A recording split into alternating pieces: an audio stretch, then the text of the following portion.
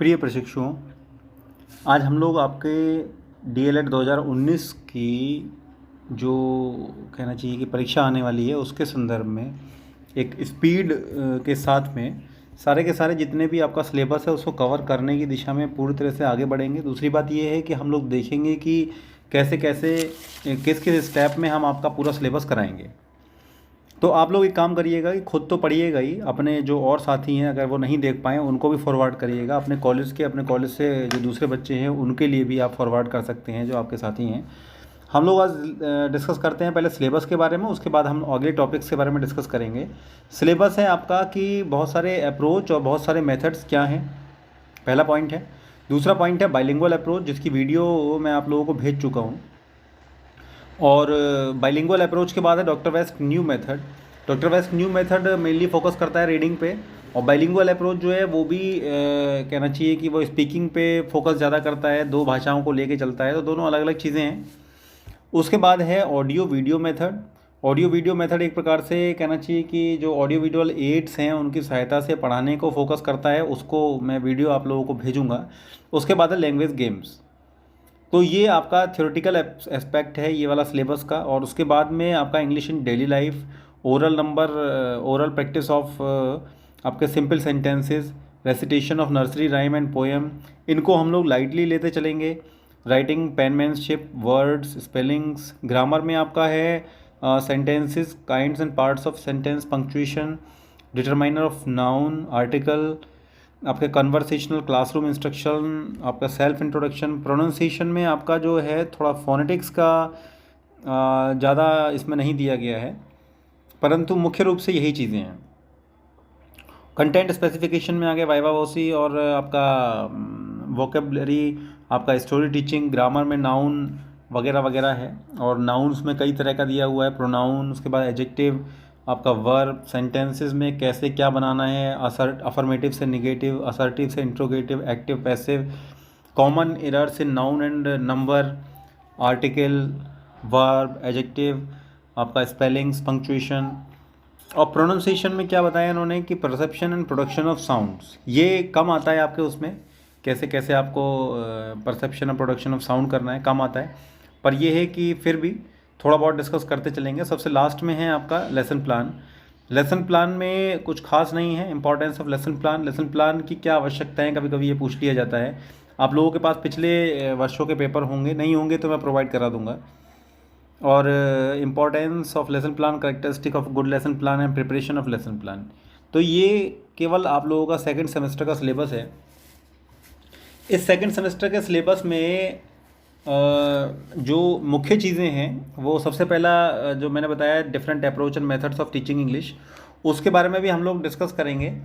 देखिए, अप्रोच जो होता है वो एक बड़ी चीज़ है, मेथड उसके अंदर आने वाली चीज़ है, ठीक है ना।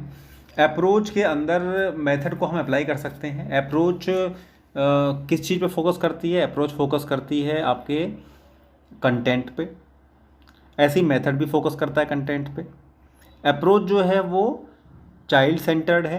अप्रोच ये देखती है कि जो हमारे एजुकेशनल ऑब्जेक्टिव्स प्राप्त हुए हैं कि नहीं हुए हैं, यानी अप्रोच के माध्यम से जब हम पढ़ाते हैं तो हम ये देखते हैं कि हमारे बच्चे को एजुकेशनल ऑब्जेक्टिव्स, यानी ब्लूम ने जो एजुकेशनल ऑब्जेक्टिव्स दिए थे या फिर हमने जो ऑब्जेक्टिव्स डिसाइड किए थे बच्चे को पढ़ाने के लिए, वो एजुकेशनल ऑब्जेक्टिव्स बच्चे को प्राप्त हुए हैं कि नहीं हुए हैं, ये अप्रोच में हम देखते हैं।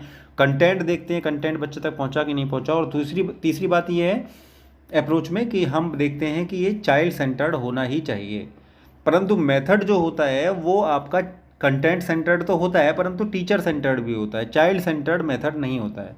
अप्रोच और मेथड में सबसे बड़ा डिफरेंस यही है कि अप्रोच आपका ऑब्जेक्टिव सेंटर्ड होता है, कंटेंट सेंटर्ड होता है और चाइल्ड सेंटर्ड होता है, परंतु आपका मेथड केवल कंटेंट और टीचर सेंटर्ड होता है। उसके आगे हम लोग देखते हैं, अगर हम मीनिंग के बारे में देखें कि ये अप्रोच को हम एक प्रोसेस या प्रोसीजर ऑफ एजुकेशन कहते हैं, इसमें स्टेप्स होते हैं। मेथड जो है ये एब्स्ट्रैक्ट एंटिटी है जिसमें केवल कंटेंट पर फोकस किया जाता है कि बस बच्चे को कंटेंट बता दिया। यानी जब हम किसी मेथड को लेके पढ़ाते हैं बच्चे के लिए तो हम ये देखते नहीं हैं कि हमें बच्चे को जो सिखाना था वो उसको आ गया कि नहीं आ गया, है ना। हमें केवल कंटेंट उस पर प्रोवाइड कराना है, इसीलिए मेथड जो है वो टीचर सेंटर्ड कहलाता है और अप्रोच जो है वो आपका वो कहना चाहिए लर्नर सेंटर्ड कहलाता है।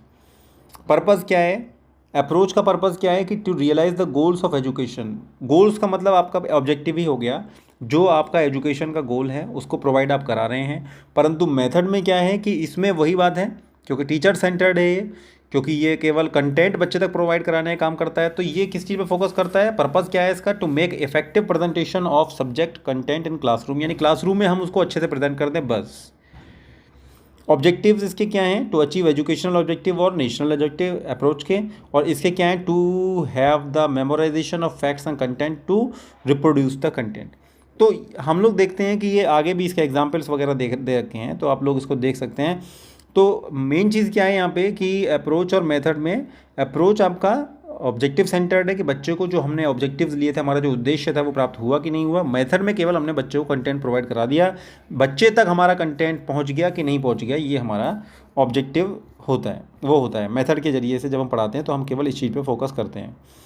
अब आपका जो कई सारे बच्चे हमारे उससे पढ़ते हैं, सूर्या के क्वेश्चन बैंक वगैरह से, या किसी और कहना चाहिए कि प्रकाशन की पुस्तक से पढ़ते हैं, उसमें सिलेबस के अकॉर्डिंगली नहीं दिया हुआ है। सिलेबस से बहुत कुछ हाई फाई दिया हुआ है, उसमें आपके सिलेबस में डायरेक्ट मेथड भी इसमें पढ़ा रखा है, जो आपके क्वेश्चन बैंक वगैरह हैं इसमें, सूर्या वाला मैं देख रहा था, उसमें ग्रामर ट्रांसलेशन मेथड भी दिया हुआ है आपका, उसमें डायरेक्ट मेथड भी दिया हुआ है, परंतु ये मेथड आपके सिलेबस में है ही नहीं।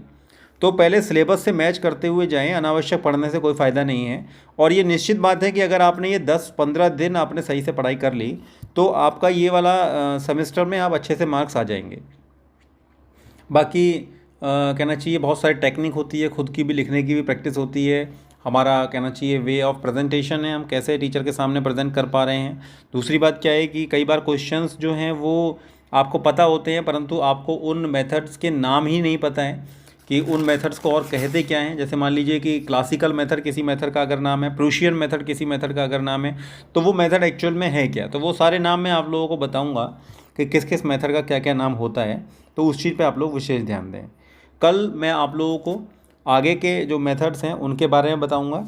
जैसे आपका ऑडियो विजुअल मेथड है, आपका लैंग्वेज गेम्स हैं, वो कल की वीडियो में रहेंगे। और परसों उसके बाद हम लोग ग्रामर और आपके कंप्रीहेंशन और लेटर या लेसन प्लान वगैरह की तरफ भी चलेंगे। तो धीरे धीरे करके ये आने वाले 10 से 15 दिन में हम पूरा का पूरा सिलेबस आपका कवर करते चले जाएंगे। तो आज के लिए इतना ही। थैंक